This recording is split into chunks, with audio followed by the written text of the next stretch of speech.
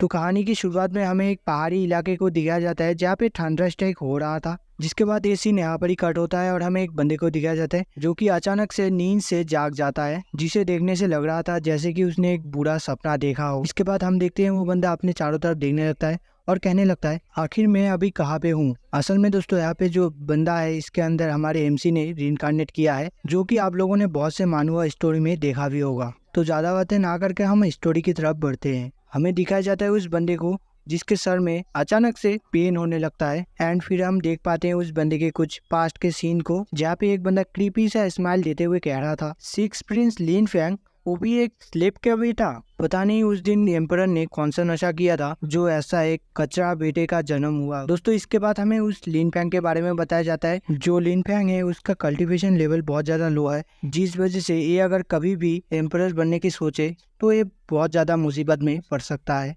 इसीलिए ये सिर्फ एक सन इन लॉ बन के ही रह सकता है। लेकिन ये बहुत अफसोस की बात है, ये जब शादी करने जा रहा था तो इसके ऊपर अचानक से हमला हुआ। जिस हमले से तो ये बच गया, लेकिन उस अचानक हमले के वजह से ये बीमार पड़ गया एंड बीमारी के चलते मारा गया। जिसके बाद हमारा सीन प्रेजेंट में शिफ्ट होता है और हमें एमसी को दिखाया जाता है जो कि अपने मन ही मन कह रहा था आखिर एक बंदा इतना अनलकी कैसे हो सकता है। ये सब सोचते हुए वो थोड़ा सा शांत पड़ जाता है एंड फिर अचानक से चीखते हुए कहने लगता है अब क्योंकि मैं इस बंदे के अंदर रीइंकार्नेट हुआ हूँ तो मैं एक स्ट्रॉन्गेस्ट पर्सन बनूंगा और हाँ मैं अपने सम्मान के बिना ऐसे ही नहीं रह सकता। इसीलिए मैं अपने सम्मान को जल्द से जल्द हासिल करूंगा एंड सबको दिखाऊंगा मैं क्या कर सकता हूँ। ये सब कुछ बोलने के तुरंत बाद ही अचानक से एमसी के सामने एक पॉपअप विंडो शो होता है जो कि ऑब्वियसली एक सिस्टम विंडो था। यहाँ पे सिस्टम विंडो अचानक से आने की वजह से मेन कैरेक्टर थोड़ा सा घबरा गया था, लेकिन वो ये देख के अपने आप को संभालता है और फिर सिस्टम की तरफ देखने लगता है, जहाँ पे सिस्टम बता रहा था कि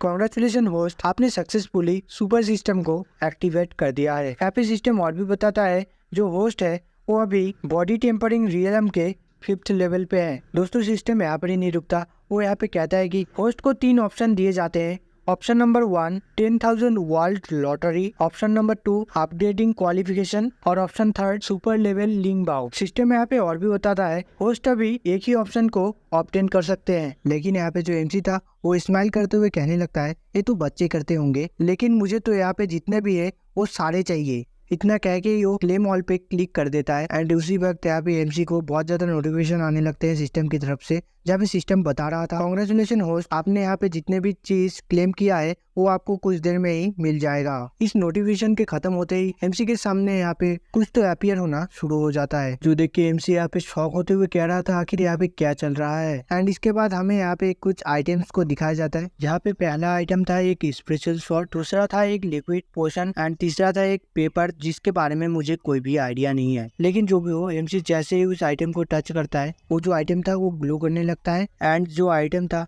वो एक स्पिरिचुअल स्वॉर्ड में बदल चुका था, जो देखने में भी बहुत ज्यादा खतरनाक लग रहा था। एंड इसके बाद यहाँ पे उस लिक्विड पोशन को भी दिखाया जाता है जो कि लेवल अप करने में मदद करता है। और यहाँ पे तीसरा आइटम भी दिखाया जाता है जो कि एक पेपर था, और मैंने इसके बारे में पहले ही कहा था कि मुझे इसके बारे में कोई भी आइडिया नहीं है। लेकिन यहाँ पे जो एमसी था वो इस आइटम को देख के बहुत ज्यादा खुश होने लगता है। शायद से दोस्तों ये जो चीज है वो बहुत ज्यादा काम में आने वाला है एमसी के। जो भी हो दोस्तों यहाँ पे जो एमसी का खुशी था वो ज्यादा देर नहीं रहता, क्योंकि एमसी को सिस्टम की तरफ से एक नोटिफिकेशन आता है जहाँ पे सिस्टम बता रहा था कि सिस्टम में एक बग डिटेक्ट किया गया है, जिस वजह से होस्ट को जो भी चीज यहाँ पे मिला है वो कुछ देर में डिसअपियर होने वाला है। जो सुन के तुम मेन कैरेक्टर यहाँ पे सदमे में चला जाता है। वो यहाँ पे अपना सर पकड़ते हुए बोलने लगता है सिस्टम तुम अपने होस्ट के साथ ऐसा कैसे कर सकते हो, तुम अपने होस्ट के साथ गद्दारी कर बे। ये सब कहने के तुरंत बाद ही जो आइटम्स थे वो डिसअपियर होना शुरू हो जाते हैं, जो देख के हमारा एमसी उन आइटम्स को पकड़ लेता है और अपने मुंह में ठूसने लगता है, क्योंकि एमसी को लग रहा था ऐसा करने से सिस्टम उसके पास से कुछ भी वापस नहीं ले सकता। हमें यहाँ पे एमसी को देख पाते जो कि उन आइटम्स को ठूसते हुए बोलने लगता है सिस्टम यहाँ पे तुम्हारी गलती है कि तुमने मुझे इन आइटम्स को दे दिया, और अब जब तुमने इन आइटम्स को मुझे दे ही दिया है तो इन आइटम्स को वापस लेने का क्या मतलब है। बस इतना कह के एमसी यहाँ पे जितने भी आइटम्स थे उन सब को एक बार में ही निकल जाता है। लेकिन उतने सारे आइटम्स को खाने की वजह से एमसी का हालत खराब हो जाता है। पर तभी यहाँ पे सिस्टम की तरफ से एमसी को नोटिफिकेशन आता है जहाँ पे सिस्टम बता रहा था यहाँ पे जो सिस्टम का बग था वो फिक्स कर दिया गया है, तो होस्ट वापस से बिना किसी दिक्कत के सुपर सिस्टम को यूज कर सकते हैं। इस नोटिफिकेशन के बाद एमसी अपने बॉडी को देखने लगता है और कहने लगता है आखिर मेरे बॉडी में अभी तक कोई भी रिएक्शन क्यों नहीं हो रहा, मैंने जो इतने सारे आइटम को कंज्यूम कर लिया है क्या वो ऐसे ही बर्बाद हो जाएगा। ये कहने की ही देर थी कि यहाँ पे जो मेन कैरेक्टर का आई है वो ग्लो करने लगता है, जिसके बाद हम देख पाते हैं जो एमसी था उसके बॉडी से बहुत ज्यादा ऑरा निकल रहा होता है और तभी सिस्टम से नोटिफिकेशन आता है, कांग्रेचुलेशन हो, आपने सक्सेसफुली लेवल अप कर लिया है और अभी आप बॉडी टेम्परिंग रियलम के 9th लेवल पे पहुंच चुके हैं। जो सुन के तो यहाँ पे एमसी बहुत ज्यादा खुश हो जाता है और बोलने लगता है मैं जो करना चाहता था उसमें मैं सक्सेसफुल हो चुका हूँ। हमारा सीन शिफ्ट होता है और हमें एक लड़की को दिखाया जाता है जो यहाँ पे एमसी के पास आई होती है और आके यहाँ पे एमसी को आवाज देते हुए बोल रही थी मास्टर क्या आप उठ गए। तो दोस्तों यहाँ पे हमें इस लड़की के बारे में बताया जाता है। ये जो लड़की है ये एक सर्वेंट है और इसका नाम है लीन होंग्यू। यहाँ पे होंग्यू जैसे ही एमसी को देखती है वो बहुत ज़्यादा खुश हो जाती है और दौड़ते हुए जाके एमसी से लिपट जाती है और फिर बोलने लगती है कि मास्टर मैंने सोचा था आप नहीं बचोगे इस बीमारी से। तो इस तरफ एमसी जो था वो यहाँ पे शॉक हो जाता है, फिर अपने आप को संभालते हुए वो होंग्यू से बोलने लगता है अगर तुम्हारी जैसी सर्वेंट मेरे साथ हो तो मैं कैसे मर सकता हूँ। वही दूसरी तरफ एमसी अपने मन में ठरकीपन दिखाते हुए बोल रहा था पता नहीं मैंने कौन से अच्छे काम किए थे जो मुझे इतना अच्छा फल मिल रहा है। लेकिन तभी यहाँ पे एमसी को सिस्टम की तरफ से एक टास्क दिया जाता है, जिस टास्क के बारे में सिस्टम बता रहा होता है कि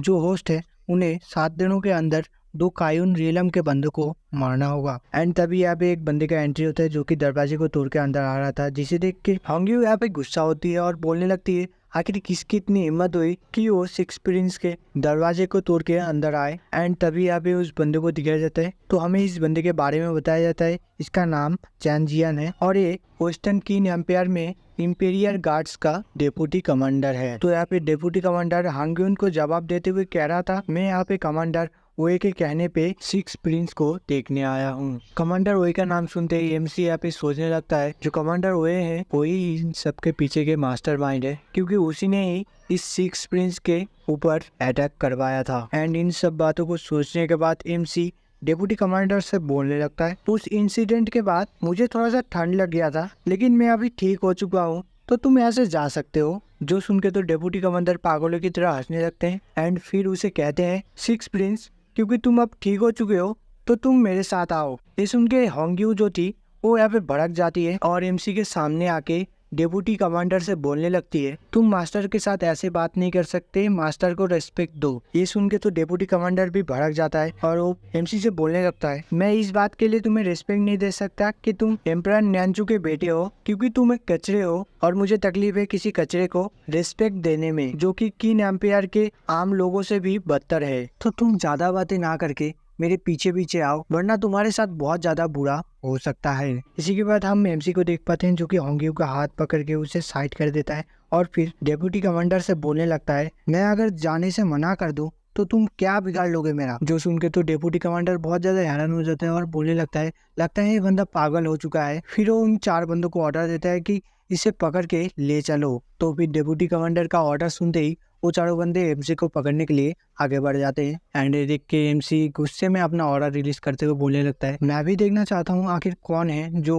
मुझे छूने का हिम्मत करे। जिसके बाद हम देखते हैं एमसी के ऑर्डर के वजह से डेप्यूटी कमांडर और उन 4 बंदों का हालत खराब होने लगता है। वो लोग कह रहे होते हैं आखिर इसके पास इतना स्ट्रॉन्ग स्पिरिचुअल पावर कैसे हो सकता है। एंड दूसरी तरफ जो डेप्यूटी कमांडर था वो कह रहा था मैंने इसके बारे में अफवाह सुना था कि ये बंदा बॉडी टेम्परिंग रियलम के 5th लेवल पे है। क्या वो सब झूठ था? क्योंकि अभी उसके ऑरा से पता चल रहा है वो कम से कम बॉडी टेम्परिंग रियलम के 9th लेवल पे है जो कि मेरे से 2 लेवल ज्यादा है। तो फिर हमें एमसी को दिखाया जाता है जो कि अपने ऑरा के प्रेशर को और भी ज्यादा बढ़ाते हुए डेप्यूटी कमांडर से बोलने लगता है घुटनों पे आओ। एंड फिर क्या था एमसी के प्रेशर के वजह से डेप्यूटी कमांडर का हालत खराब होने लगता है और उसके पैर लड़खड़ाने लगते हैं जिससे वो अपने घुटनों पे आ जाता है और उसके मुंह से ब्लड निकल रहा होता है क्योंकि यहाँ पे एमसी ने डेप्यूटी कमांडर के ऊपर बहुत ज्यादा प्रेशर डाला था और इतना ज्यादा प्रेशर की वजह से वो लगभग लेट ही गया था। एंड फिर एमसी उसके सामने आते हुए बहुत ही एटीट्यूड में कहता है एक जुगनू कभी भी मून लाइट को टक्कर नहीं दे सकता, मतलब कि तुम मेरे सामने एक कीड़े के बराबर हो। एंड इतना कहते ही एमसी डेप्यूटी कमांडर के फेस के ऊपर अपना प्यार रख देता है एंड जिससे डेप्यूटी कमांडर भड़क जाता है और बोलने लगता है आखिर तुम्हारे अंदर इतना हिम्मत कैसे हुआ कि तुम मेरे मुंह के ऊपर अपना गंदा प्यार रखो, और क्या तुम मुझे मारना चाहते हो? तो मैं बता दूं तुम्हारा इतना औकात नहीं कि तुम मुझे मार डालो। तो इसके जवाब में एमसी कहता है क्या तुम भूल चुके हो कि मैं इस एम्पायर का सिक्स प्रिंस हूँ? एंड ये सुनने के साथ ही डेप्यूटी कमांडर बहुत ज्यादा घबरा जाता है, लेकिन यहाँ पे वो कुछ कर पाता उससे पहले ही एमसी ने उसके सर को धड़ से अलग कर दिया था एंड वो जो सर था वो लुढ़कते हुए जाके उसके साथियों के बीच में जाके गिरता है, जिससे वो बंदे बहुत ज्यादा घबरा जाते हैं। एंड वही फिर जो एमसी था वो यहाँ पे उन लोगों को बता रहा था तुम लोग अपने कमांडर के पास जाओ एंड उसे कहो कि मैंने डेप्यूटी कमांडर को मार दिया है क्योंकि उसने क्राइम किया था। जो सुन के वो बंदे कहते हैं हाँ मास्टर, आपने यहाँ पे जो भी हमें कहा वो हम जाके कमांडर को बताएंगे। एंड वही दूसरी तरफ होंगयू एमसी से कह रही थी मास्टर आप पहले के मुकाबले बहुत ज्यादा पावरफुल हो चुके हो, लेकिन क्यून कॉन्टिनेंट के लिए ये अभी भी बहुत ज्यादा कम है एंड इस वजह से मुझे डर है कि आप फिर से जख्मी ना हो जाओ। लेकिन एमसी यहाँ पे अपने मनी मन कह रहा होता है तुम चिंता मत करो, लिनफेंग अभी सुपर सिस्टम के द्वारा गॉड बनने के रास्ते में चल रहा है। जिसके बाद हमें एक कल्टीवेशन चार्ट दिखाया जाता है जहाँ पे जो हायर कल्टीवेशन रियलम था वो था Shen using realm, second true even realm, third detachment and union realm, fourth Qi dynamic realm, fifth Kayun realm and last body tempering realm, जिस रियलम पे अभी एमसी है। एंड इसी के साथ हमारा ये एपिसोड यहाँ पर ही खत्म होता है। वीडियो अच्छा लगा हो तो लाइक कर देना और हो सके तो एक कमेंट भी कर देना। तो हम मिलते हैं नेक्स्ट एपिसोड में।